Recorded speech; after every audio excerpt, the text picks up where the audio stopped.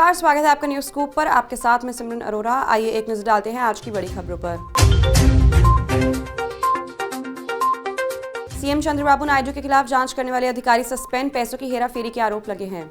N Sanjay वही अधिकारी हैं जिन्होंने पिछले साल 23 सितंबर को एक ऐसे ऑपरेशन का नेतृत्व किया था जिसके चलते मुख्यमंत्री एन चंद्रबाबू नायडू को नंदयाल से गिरफ्तार कर लिया गया था। सीआईडी प्रमुख के रूप में संजय की इस कार्रवाई की राजनीतिक हलकों में भी खूब चर्चा हुई। स्वर्ण मंदिर में सेवा कर रहे बादल पर हुआ हमला, गोली चलाने का प्रयास किया लेकिन चूक गया। पुलिस अधिकारी रशपाल सिंह ने चौरा के आगे बढ़ते समय इस ओर ध्यान दिया कि वह एक पूर्व आतंकवादी है। जब चौरा ने हथियार निकाला तो सहायक उप निरीक्षक जसबीर सिंह और एक अन्य पुलिस अधिकारी परमिंदर सिंह ने चौरा का हाथ पकड़ लिया, जिससे उसका निशाना चूक गया। किसान आंदोलन में अब तक 34 किसान गिरफ्तार, योगी आदित्यनाथ के ट्वीट के बाद नोएडा पुलिस एक्टिव। बुधवार 4 दिसंबर की रात पुलिस ने धरना दे रहे किसानों पर कार्यवाही करते हुए किसानों को गिरफ्तार कर जेल भेज दिया है। गिरफ्तार हुए किसानों में प्रमुख रूप से सुखबीर खलीफा, सोरम प्रधान और अन्य किसान नेता शामिल हैं। किसान सभा के जिला महासचिव जगबीर नंबरदार और जिला उपाध्यक्ष गवरी मुखिया समेत 10 अन्य लोगों को भी पुलिस ने उनके घरों से गिरफ्तार कर लिया है। ये जानकारी अखिल भारतीय किसान सभा के जिला अध्यक्ष डॉक्टर रुपेश वर्मा ने दी है। वहीं पुलिस की तरफ से बताया गया कि अभी तक 34 किसानों को गिरफ्तार कर जेल भेज दिया गया है। मालदा के किसी भी होटल में नहीं ठहर सकेंगे बांग्लादेशी, तिरंगे के कथित अपमान मद्देनजर ये फैसला लिया। बांग्लादेश में बिगड़े हालात को देखते हुए मालदा होटल्स बैन बांग्लादेशी ने बड़ा फैसला लिया है, जिसके मुताबिक शहर के किसी भी होटल में अब बांग्लादेशी नागरिकों को ठहरने नहीं दिया जाएगा। मालदा पश्चिम बंगाल का एक जिला है जो भारत बांग्लादेश बॉर्डर पर स्थित है। होटल एसोसिएशन के सदस्यों ने 4 दिसंबर को एक बैठक के बाद ये फैसला लिया।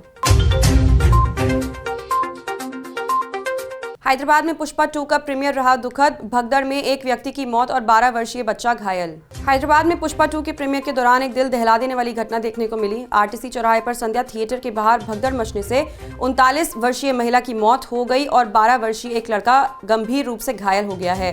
यह हादसा तब हुआ जब अल्लू अर्जुन की एक झलक पाने के लिए बड़ी संख्या में फैंस इकट्ठा हुए। भारी भीड़ के कारण घुटन और घबराहट की स्थिति पैदा हो गई, जिससे भगदड़ मच गई और कई लोग घायल हो गए। बढ़ते प्रदूषण से घट रहा उत्पादन, मिट्टी की गुणवत्ता से पैदावार पर हो रहा सीधा असर।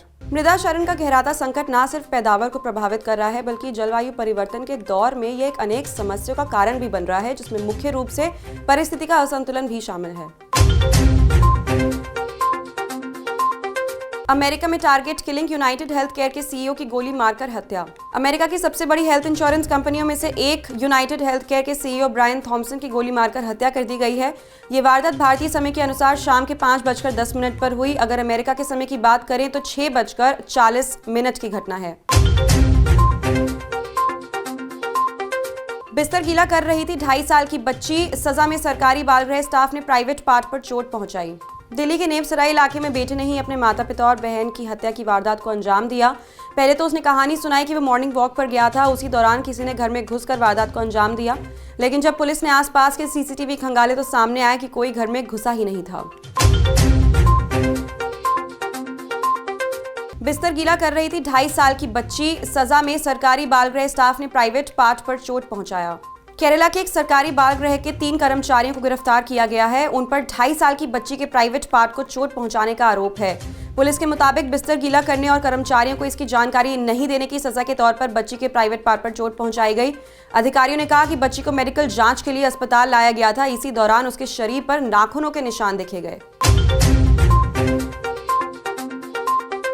होटल से आया घटिया खाना या वेबसाइट ने भेजा खराब सामान, आप घर बैठे अपनी शिकायत दर्ज कर सकते हैं। ई दाखिल पोर्टल की मदद से आप घर बैठे अपनी शिकायत दर्ज कर सकते हैं। कस्टमर्स अपनी शिकायतें ऑनलाइन दर्ज कर सके, इसके लिए ये पोर्टल एनआईसी ने विकसित किया है।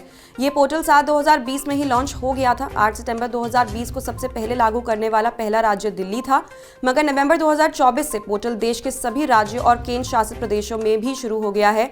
edakhil.nic.in पर आप खुद केस फाइल कर सकते हैं। तो ये थी अब तक की बड़ी खबरें। बाकी देश और दुनिया की तमाम खबरें देखने के लिए न्यूज़ स्कूप को लाइक और सब्सक्राइब करें, वीडियो को शेयर करें और नोटिफिकेशन के लिए बेल आइकन पर प्रेस करना बिल्कुल ना भूलें। नमस्कार।